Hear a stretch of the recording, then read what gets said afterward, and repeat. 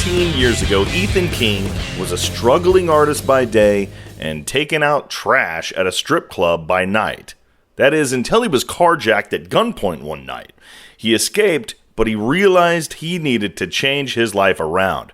With just $700 and no outside funding, Ethan and his girlfriend began to brand for specialty fraternity and sorority gear. Fast forward, and Ethan's made that girlfriend his wife and that simple idea into a multi-million-dollar e-commerce brand. We'll talk to Ethan today about his incredible journey, Tyler Perry, and owning versus renting. It all sounds a little crazy, right? Well, just keep listening. It's the Peak Performers Podcast.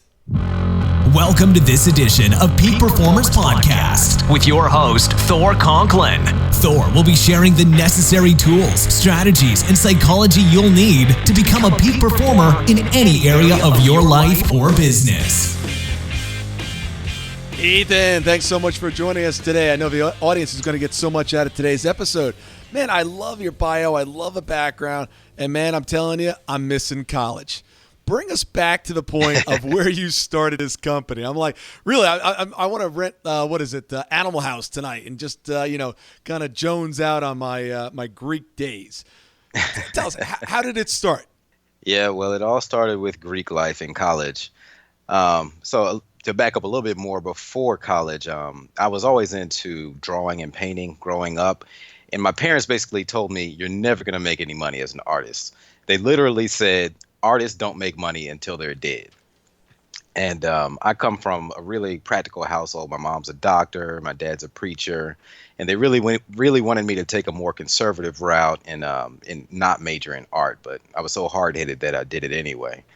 So it turns out that they were right. It was really hard to get a job, to get steady income with an art degree. So I turned early in my career, I turned to my fraternity days. And my girlfriend at the time, she was in a sorority, and we did this spin-off website that we built called Stuff for Greeks, where we would just design stuff for our friends who were in fraternities and sororities. Well, that ended up taking off, and it got attention from I knew it was a hit when it got attention from someone on the other side of the country who ordered a jacket from us. And we weren't even offering jackets at the time. We were just doing like flyers and stuff. But enough people asked, and we said, yeah, okay, we'll make a jacket. And we had no clue how to make a sorority jacket. But we took our money. She gave us $200. So we said, hey, we got to figure out how to do this. And we went and figured out how to make jackets. And, the rest is history. That was about 14, 15 years ago. So your business plan is take the money first and then figure out how to make it work afterwards. Yeah, that's that's been kind of the way things go. And my employees really tease me about it because we'll still throw new stuff at the wall every day, and then I figure it out later, and that really kind of frustrates them. But it's kind of a running joke in the office. Well, that's much better than actually going out, producing the product, and then going, okay, I've made it. It's out there. Now I have to sell it. Sell it before right. You know how to do it. I love it. Exactly. Hey, now tell us a little bit of a backstory here. It says that you're a struggling artist by day. You're taking the trash out at, was that a strip club? Yeah, at a strip club. Yeah, that's right. So you remember when I was telling you that my parents were right, and it was very tough for me to get a job coming out of school. And I felt really bad at the time. I was really down. All of my friends, I felt like all of my friends who graduated with me all had these awesome jobs, making, $50,000, $60,000, $70,000 a year. Here I am basically unemployed, doing random freelance graphic design work here and there, but pretty much did not have a job and was a struggling artist.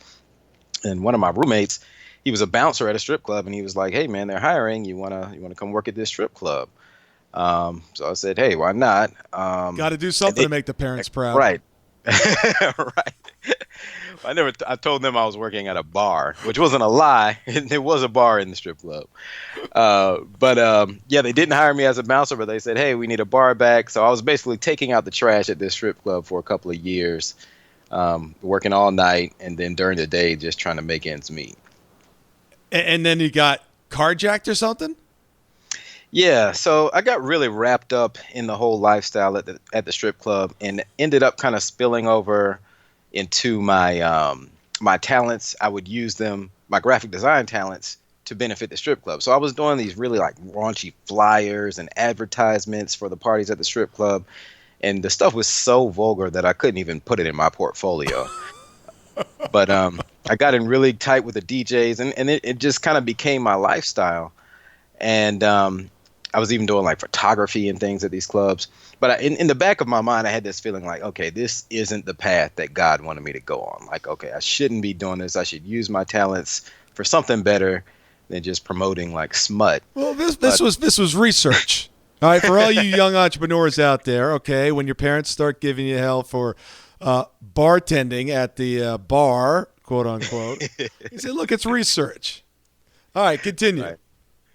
So again, me being hard-headed, I stuck with it. Even one of the clubs I was working at got shut down by the police. They lost their liquor license.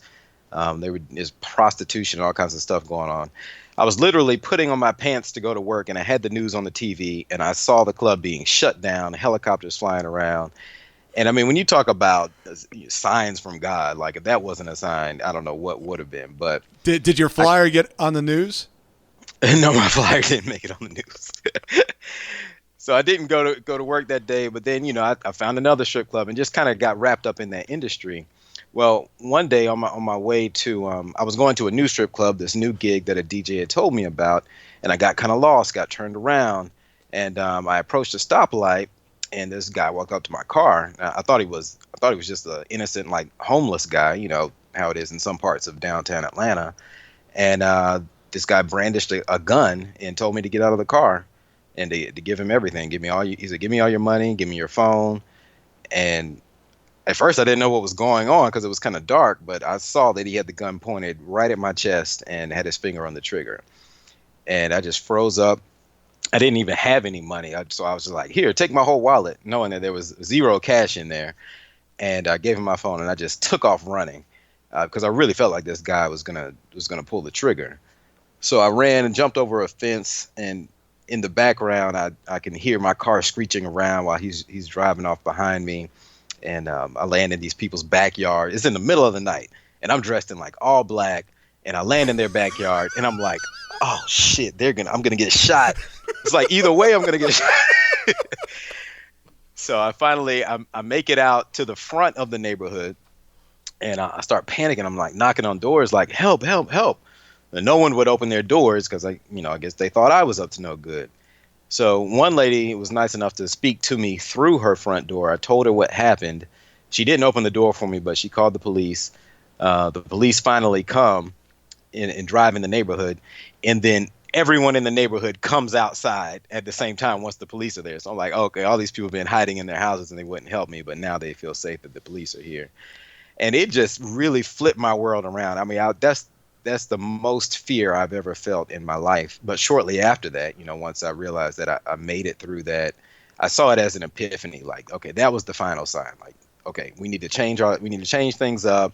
Use your talents for something other than what you're doing. I mean, I had everything taken away from me. They didn't find my car for like a month. I had my equipment and stuff in the car, so I literally lost everything. I was living in an apartment with a tiny apartment with a whole bunch of my friends, and just at a bad part in life. But I said I wasn't going to do it again. I felt like I had a new lease on life, and I said, I'm not going to use my talents for anything questionable again. And I didn't do it. And how old are you at this point? I was like 23. 23. So you're 23. But you do have a art degree from college. Correct. That your parents are really hating at this point. They're like, damn art degree, right? We told them not about the art degree. Look what happens. Correct. Exactly. You start working at strip clubs, you get carjacked, not making any money, and your friends are all loving life. They're making $60,000, $70,000 right out of college. Now, bring us forward. What's happening? All right. So shortly after, you mean till today or? No, right well, yeah, bring us to the story. So, okay. you painted the picture, no pun intended. Things aren't going too well. I know how the story ends up. So I'm kind of curious what happened along the way because, maybe not everybody out there listening today just got carjacked and things may not be. And they're relying on their art degree from college. What college did you go to, by the way? The University of Georgia in Athens. You went to University in Georgia and you got an art degree? They do have a really good art school. And, Yeah. They also have a good business school. They have a good risk management school. They've got a lot of good things in that school. I hope your mama smacked you across the head. I love, for everybody listening, I love Ethan. I'm really interested now to know how the story went. Because I had no idea about this backstory. I know him like, Ethan 2.0 or 3.0. I know what happened at the end. I had no idea that this was your background. Every peak performer that has ever lived or will live does one thing extremely well. They know how to take their ideas and execute on them. Ideas and knowledge are not power, but the ability to execute on them, that is real power. If you consider yourself a peak performer and really want to take your game to the next level and truly master the science of execution, I would like to send you some information about our upcoming event, Business Execution Summit. Simply take your phone and text the word BE Summit, one word, to 41411. And I'll send you some additional information on how to master the most important skill you will ever acquire for your life or your business. Things are going a little off track. It started with going to UGA and getting an art degree. Did your wife get an art degree also? No, see, I married well. My wife was a business major. Yeah, see? I knew. Yeah, she's smart and beautiful. Right. You're just pretty. All right, go ahead. So what happened after that is I basically stepped out on faith and I didn't. I kept my word, my promise to myself, and I didn't do anything questionable with my art skills. Well, I ended up finally getting a solid job at a newspaper as a graphic designer. Ended up being one of the lead designers at that paper. At the same time, this is right when we were kind of launching the business Stuff for Greeks on the side, and that was taking off well. And then I also had my freelance graphic design clients, and I landed some pretty major clients literally out of the blue. So, I mean, if you want to talk like law of attraction, this is before I ever heard of law of attraction, but this was literally like the law of attraction, where I got an email from the Tyler Perry company, and they were like, we're looking for a graphic designer to do some stuff for our plays. I'm like, who is Tyler Perry? And because this was like 2003, before he had ever made a movie. So I emailed back and I said, sure, I'll come check you guys out. Well, I ended up being Tyler Perry's graphic designer for like 10 years for all of his plays. We would do all of the merchandising and playbooks and stuff like that. So long story short, I had like multiple streams of income coming in just a few months after that carjacking. And I don't think it was coincidence. I really think that I believe in the energy that you put out in the universe. It'll come back to you. And I think that that's what happened. So about a year later, Stuff for Greeks was growing. My freelance graphic design company was growing. And I was able to just resign from my job at the newspaper. It was a great newspaper, great family to work for, small company. But I told them I'm never going to work for anyone else again. You guys have been awesome, but I'm stepping out on my own. And I haven't been an employee since then. And that was 13 years ago. And you're how old at this point? I'm 38 now, so I was like 25 at that point. Wow. So it took about 2 years for everything to shift around. Right. To the point where I could just step out on my own. Now, at the time, my girlfriend and I, who had the business degree at UGA, she was in this with me. We both had full-time jobs, and we were doing the our side business, the Stuff for Greeks on the side. So I was able to step out first and work on the business full-time while she still worked at her job, and she had good benefits and everything. Then a year later, she was getting really frustrated with the corporate life. She was an insurance broker for 8 years. And she was like, I'm just tired of going to work. I mean, she was literally in tears because of all the bureaucracy and the office politics. And fortunately, I was able to say, hey, why don't you quit and just work in the business full time with me? If you take the 8 to 10 hours that you're working for them and apply it here, just imagine what we could do. And so she stepped out on faith. And once again, my parents thought we were crazy because now both of us did not have traditional jobs, and we were both working in this business full time.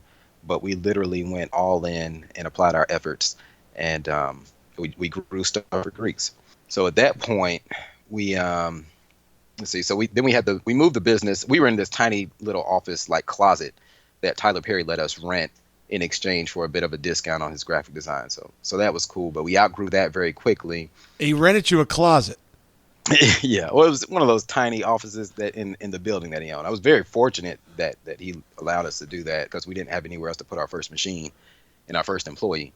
But we outgrew that in like less than a year, and we bought a house and we finished out the basement.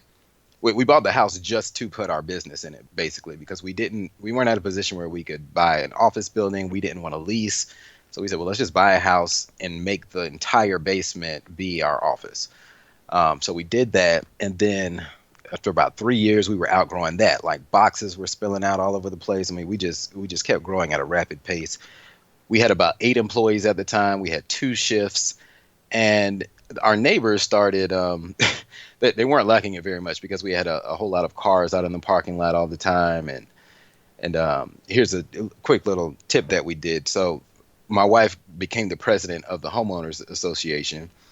And funny story, one of my neighbors emailed anonymously the homeowners association to complain about us.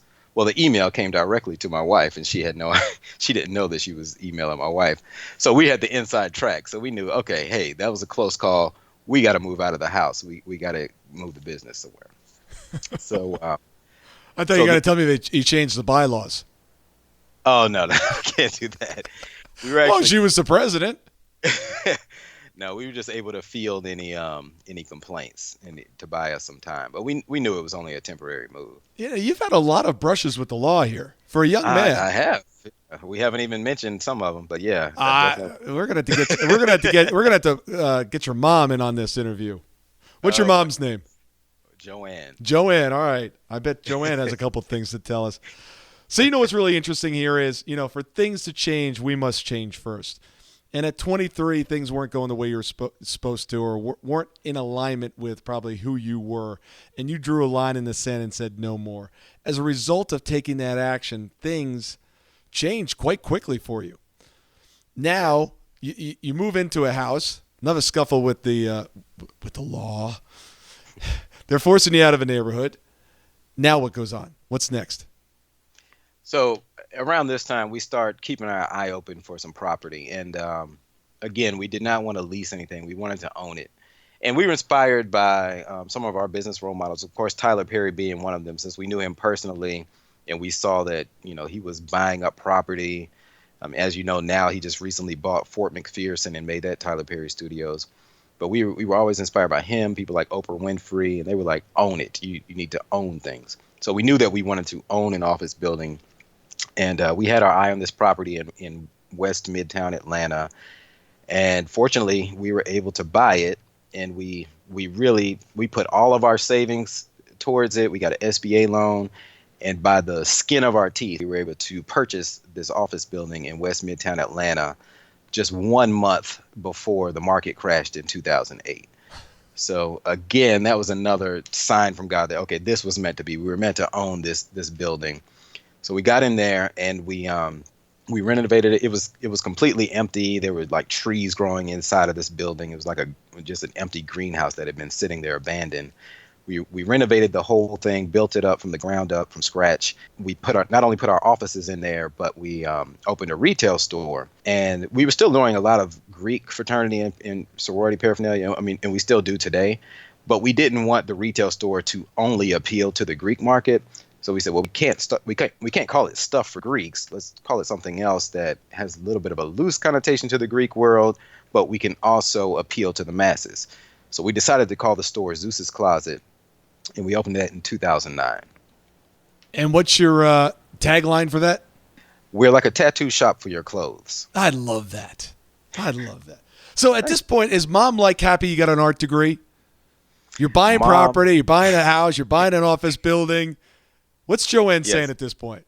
Yeah, she's very happy now. Now she's happy. Okay, they're going extremely proud. That's right. She's walking around to all her friends going, I told him to get an art degree. Well, I will say, my desire to prove her wrong, to prove my parents wrong, is one of the things that fueled my ambition. I just always wanted to say, hey, look, I can make money from art, So, and it still fuels me to this day. That's right. When you buy them the mansion down in Boca, they'll be very happy. Right. Yep. I knew Ethan would make it. I like that art degree. Thank you so much for listening today. I really do appreciate your time, and I hope you found today's show valuable. If you would like to receive these shows automatically to your phone or to your computer, simply go to iTunes and subscribe. After listening to several of the shows, if you're so inclined, please leave us a 5-star rating, as this helps us reach additional people and spread the message. If you're truly committed to taking your life to the next level and doing whatever it takes to become a peak performer, but something's holding you back, something is blocking your way, and you just can't seem to figure out what it is, send me an email to info@thorconklin.com, and I'd be more than happy to get on the phone with you. We'll schedule a 15-minute discovery call. No obligation, no cost. I absolutely love to hear from the listeners, and if there's something I can do to help, I'd be more than happy to do that. Also, if you found something of great interest in today's show and you want to share that with your friends and family, simply go to my Facebook page, Thor Conklin, click on the episode, hit the share button, and share it on your page. You can follow me at Twitter at Thor Conklin. The website is thorconklin.com. We're constantly adding new free resources, discussing additional tricks, tips, tools, and strategies on how to be a peak performer. Remember, I try to keep these episodes short so you can listen to them during dot time, doing other things, commuting, driving, walking, working out. Decide to be a peak performer in all that you do. And until tomorrow, have an absolutely amazing day. That brings us to the end of another episode of the Peak Performers Podcast. Be on the lookout for part 2 with Ethan King, where we'll discuss how Ethan dealt with buying a money pit, Ethan's 4 core values when it comes to business, and Ethan's 3 rules for aspiring entrepreneurs. That's next time, right here on the Peak Performers Podcast. We'll see you at the top.